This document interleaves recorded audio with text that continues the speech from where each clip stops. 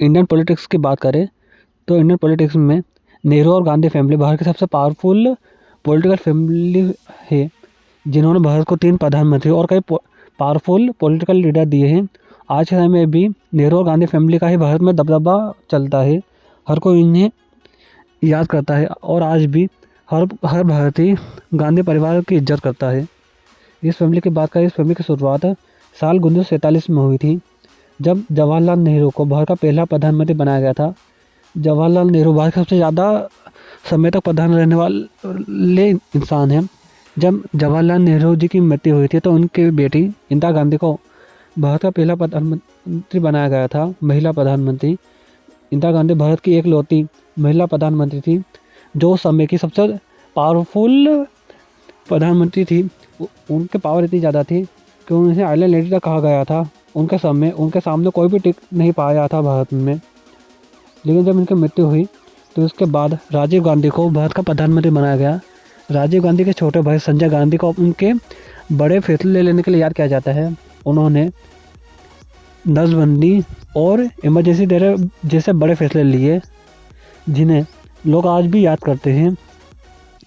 जिसके बाद जब राजीव गांधी की जब मृत्यु हुई थी, तब गांधी परिवार से ही भारत को प्रधानमंत्री चाहिए था। उस समय सोनिया गांधी भारत की प्रधानमंत्री बनने के लिए सबसे बड़ा नाम था, लेकिन उस समय वो भारत के प्रधानमंत्री नहीं बने। आखिर इसकी क्या कारण था?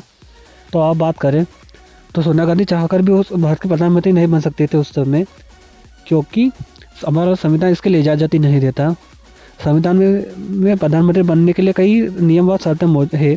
उसमें से एक शर्त यही थी, सबसे पहले प्रधानमंत्री बनने के लिए वो जो प्रधानमंत्री बना उस आदमी को भारत का नागरिक होना जरूरी है। दूसरा, उस आदमी को, जो आदमी औरत जो भी है, उसको भारत में पैदा होना जरूरी है, तभी वो भारत का प्रधानमंत्री बन सकता है।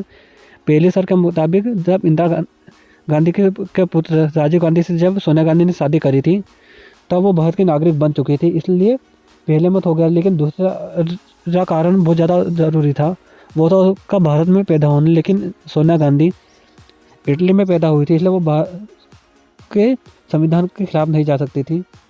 लेकिन अगर एक बात देखें, अगर संविधान को उस समय साइड में रखकर अगर सोनिया गांधी को प्रधानमंत्री बनाया जा सकता था उस समय, और इसके लिए सब तैयार भी थे संविधान को अलग रखकर।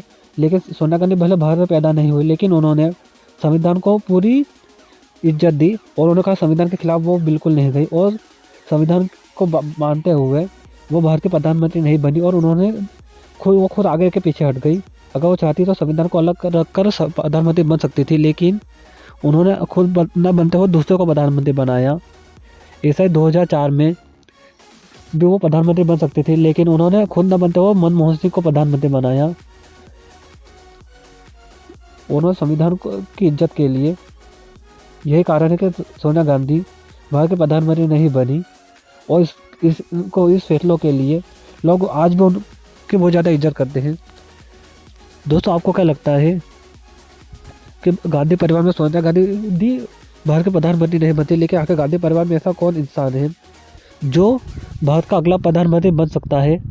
आपकी राय जरूर बताएं और कमेंट में बताएं, उनका नाम जरूर लिखें जो गांधी परिवार से भारत का अगला प्रधानमंत्री बन सकता है। कमेंट करना ना भूलें। मिलते हैं अगली वीडियो में।